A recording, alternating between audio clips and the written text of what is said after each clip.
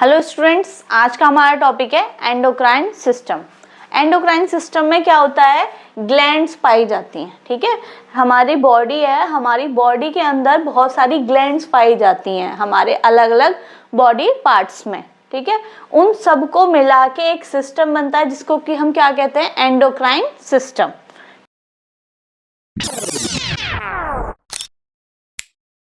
ठीक है, आज हम उसी के बारे में डिटेल से डिस्कस करेंगे कि एंडोक्राइन सिस्टम क्या है और उसमें क्या क्या चीजें होती हैं।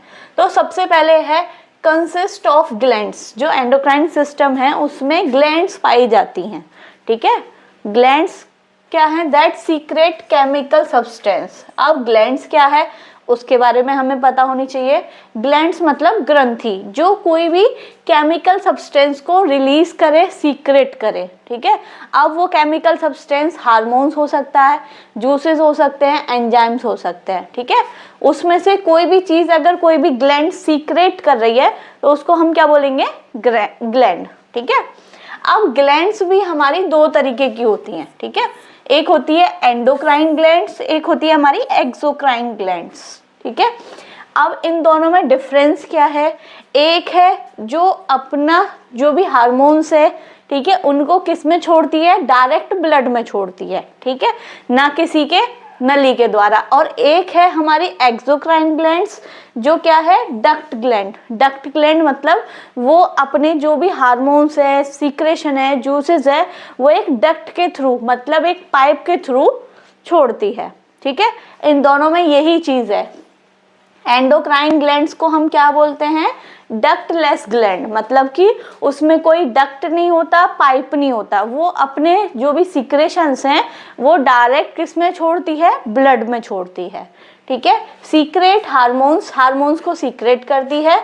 ठीक है, directly into the blood stream, और किस में छोड़ती है, ब्लड स्ट्रीम में छोड़ती है, जैसे कि पिट्यूटरी, ठीक है, थायराइड ग्लैंड, एड्रिनल ग्लैंड्स। ये सारी ग्लैंड्स क्या करती हैं, अपने हार्मोन्स को डायरेक्टली ब्लड में छोड़ती हैं। ठीक है, अब ब्लड को जहाँ भी टारगेट टिश्यू या टारगेट सेल पे जाना होता है ना, वो फिर हार्मोन्स को ब्लड के थ्रू पहुंचाते हैं।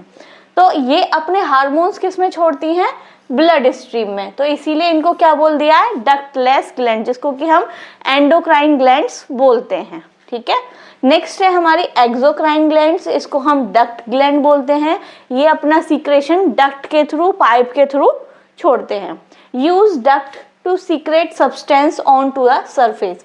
किसी भी सरफेस पे डालने के लिए वो किसका यूज करती हैं, डक्ट का यूज करती है, पाइप का, नली का यूज करते हैं। ठीक है, एग्जाम्पल जैसे कि सलाइवरी ग्लैंड्स, हमारे माउथ में सलाइवरी ग्लैंड्स पाई जाती हैं, जो एक डक्ट के थ्रू जो सलाइवा है, ठीक है, वो हमारे माउथ या सरफेस पर छोड़ते हैं। तो ऐसे हो गया।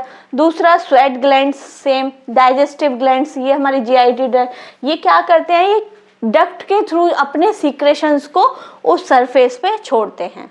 क्लियर, डिफरेंस समझ में आया एंडोक्राइन ग्लैंड्स के बारे में और एक्सोक्राइन ग्लैंड्स के बारे में। क्लियर, अगर आपने अभी तक भी मेरे चैनल को सब्सक्राइब नहीं किया है तो मेरे चैनल को सब्सक्राइब करें। वर्षा नर्सिंग एकेडमी के नाम से मेरा चैनल है, उसको सब्सक्राइब करें, उस पर बेल आइकन को हिट करें, जिससे कि आपको नोटिफिकेशंस मिलते रहें नई नई वीडियोस के बारे में। नेक्स्ट, अब हम पढ़ेंगे एंडोक्राइन ग्लैंड्स के बारे में। ठीक है, एंडोक्राइन ग्लैंड्स का मतलब क्या है कि ये अपने हार्मोन्स क्या सीक्रेट करती हैं, हार्मोन सीक्रेट करती हैं। हार्मोन्स को किस में छोड़ती हैं, ब्लड स्ट्रीम में, डायरेक्ट ब्लड में छोड़ती हैं। ठीक है, सीक्रेट हार्मोन्स, एंडोक्राइन ग्लैंड्स क्या करते हैं, हार्मोन्स को सीक्रेट करते हैं। हार्मोन्स का दूसरा नाम क्या है, केमिकल मैसेंजर, मतलब कि ये कैसे काम करते हैं, एक मैसेंजर के तौर पे काम करते हैं। मान लीजिए हमारी सेल या किसी भी टिश्यू, टारगेट सेल से मतलब कोई भी मैसेज आया, ठीक है, कि भाई उसको उस हार्मोन्स की ज़रूरत है, तो ये क्या करते हैं, वहाँ पर टारगेट सेल तक अपने हार्मोन्स को पहुँचाते हैं। ठीक है, that act on a target tissue and organ. वो हार्मोन्स किस पे जाके काम करते हैं, उस टारगेट टिश्यू या फिर टारगेट सेल पर जाकर काम करते हैं। क्लियर, अब कैसे करते हैं, क्या काम करते हैं, सबसे पहले वहाँ की सेल की ग्रोथ और क्या करवाते हैं, मेटाबॉलिज्म करवाते हैं। ठीक है, हार्मोन्स क्या काम करते हैं, देखो कोई भी सेल है उसको ज़रूरत है ग्रोथ की, माइटोसिस करने की, या फिर अपनी सेल्स को इंक्रीज करने की, चाहे वो साइज में हो चाहे वो नंबर्स में हो। तो वो क्या करेगी, वो सिग्नल भेजेंगे, ठीक है। टारगेट सेल क्या करेंगे, सिग्नल भेजेंगे, ठीक है।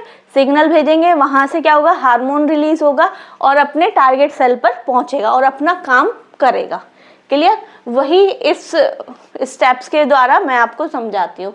सबसे पहले हार्मोन, ठीक है।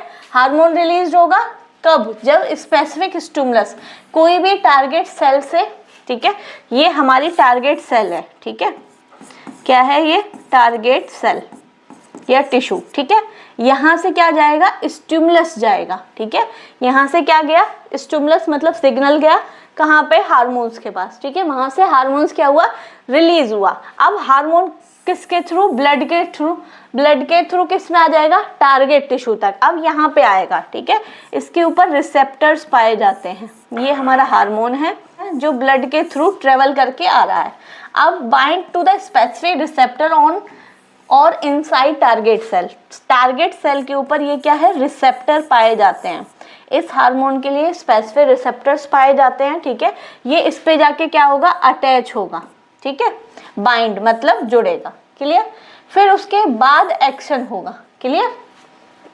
अब जो भी इसको, जो स्टिमुलस इसने भेजा कि भाई इसको ज़रूरत है, जैसे कि इसको ग्रोथ हार्मोन की ज़रूरत है, इसको अपने सेल्स क्या करने हैं, डिवाइड करने हैं या ग्रोथ करनी है, तो ये क्या करेगा, स्टिमुलस भेजेगा, वहाँ से ग्रोथ हार्मोन रिलीज होगा, ग्रोथ हार्मोन इसके रिसेप्टर पे जाके अटैच होगा और अपना काम करेगा, क्लियर। जैसे ही काम खत्म हो जाएगा, once the desired effect is achieved, जैसे ही उसका जो काम है वो खत्म हो जाएगा, तो जो हार्मोन का सीक्रेशन है वो क्या हो जाएगा, डिक्रीज हो जाएगा, कम हो जाएगा।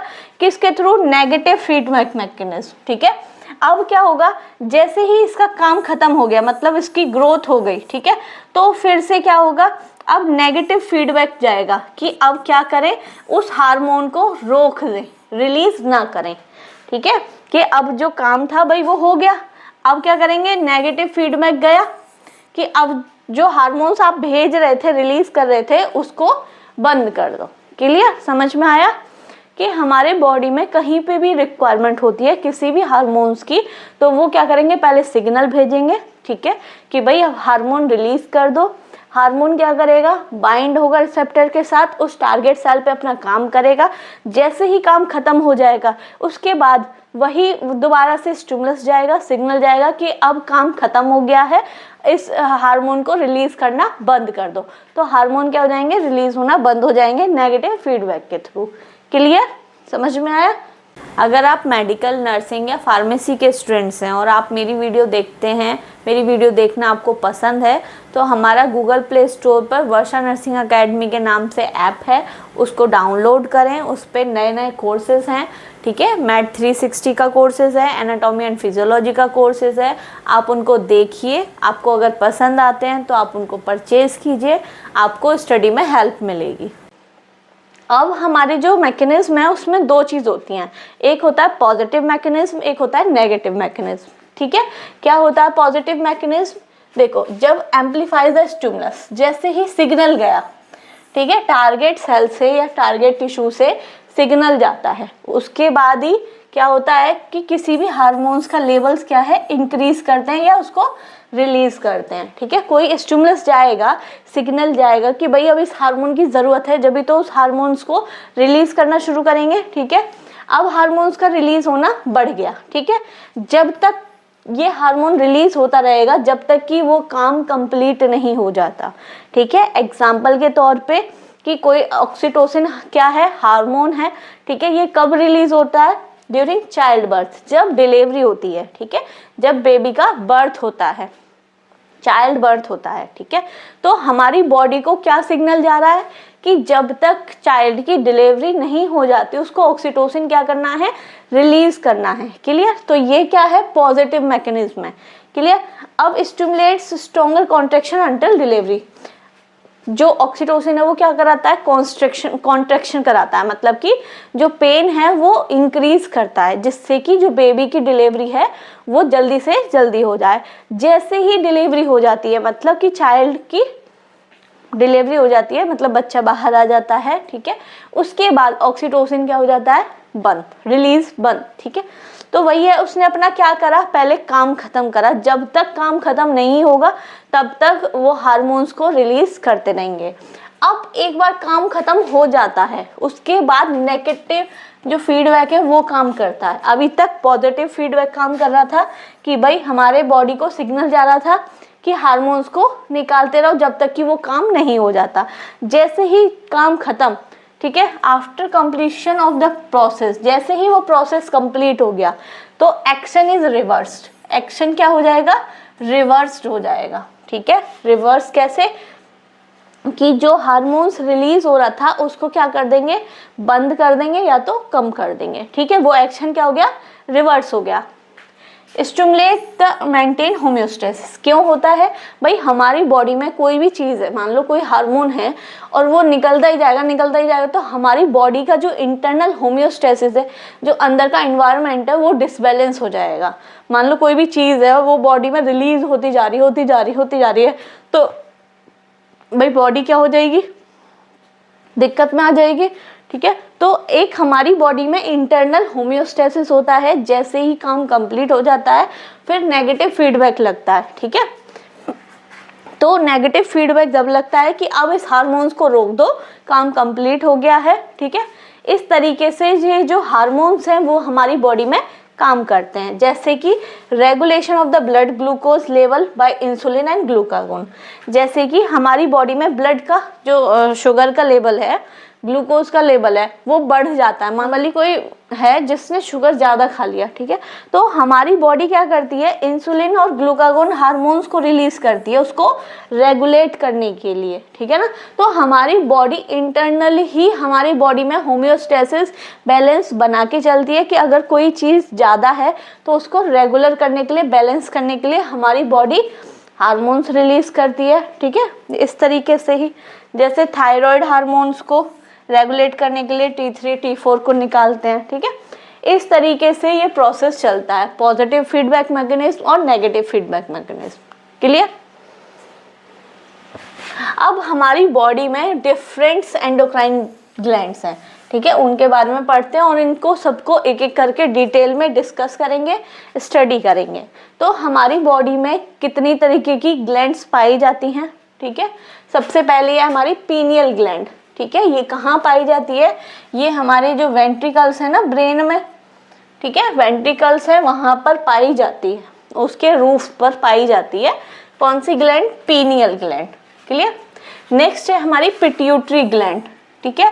पिट्यूटरी ग्लैंड क्या है, इसको हम मास्टर ग्लैंड बोलते हैं। ये हाइपोथैलेमस के नीचे पाई जाती है, ठीक है। ये हाइपोथैलेमस है, ब्रेन का पार्ट है, और इसके नीचे क्या पाई जाती है, पिट्यूटरी ग्लैंड पाई जाती है। इसको हम मास्टर ग्लैंड भी बोलते हैं। क्यों बोलते हैं, क्योंकि ये और भी जो हार्मोन्स हैं उनको कंट्रोल करती है, ठीक है, और भी ग्लैंड्स को कंट्रोल करती है, इसलिए। नेक्स्ट है पैराथायरॉयड हार्मोन और थायरॉयड हार्मोन।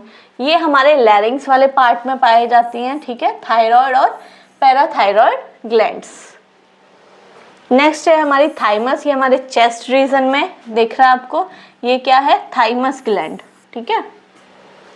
नेक्स्ट है हमारी एड्रिनल ग्लैंड्स, ये कहाँ पाई जाती है, हमारी किडनी के अपर पार्ट पे ऊपर, ठीक है, किडनी के ऊपर पाई जाती है, दोनों किडनीज के ऊपर पाई जाती है एड्रिनल ग्लैंड्स। नेक्स्ट है हमारी पैनक्रियाज, ठीक है, पैनक्रियाज ये स्टोमक के नीचे पार्ट जो होता है इसको हम पैनक्रियाज बोलते हैं, ठीक है। नेक्स्ट है हमारी ओवरीज और टेस्टिस, ओवरीज फीमेल्स में और टेस्टिस हमारे मेल्स में, ठीक है। ये हमारा रिप्रोडक्टिव पार्ट है, ओवरीज फीमेल्स में और टेस्टिकल्स मेल में। ये सारी क्या हैं, एंडोक्राइन ग्लैंड्स हैं जो हार्मोन्स को सीक्रेट करते हैं, बॉडी के डिफरेंट पार्ट्स में पाए जाते हैं, क्लियर। तो इस वीडियो में हमने क्या पढ़ा है, एंडोक्राइन सिस्टम के बारे में पढ़ा है, ग्लैंड्स के बारे में पढ़ा है, ग्लैंड्स के टाइप्स के बारे में पढ़ा है, हार्मोन्स कैसे काम करते हैं, पॉजिटिव फीडबैक क्या होता है, नेगेटिव फीडबैक क्या होता है, और हमारी बॉडी में कितनी तरीके की एंडोक्राइन ग्लैंड्स पाई जाती हैं, वो सारी चीज़ें हमने डिटेल में डिस्कस की हैं।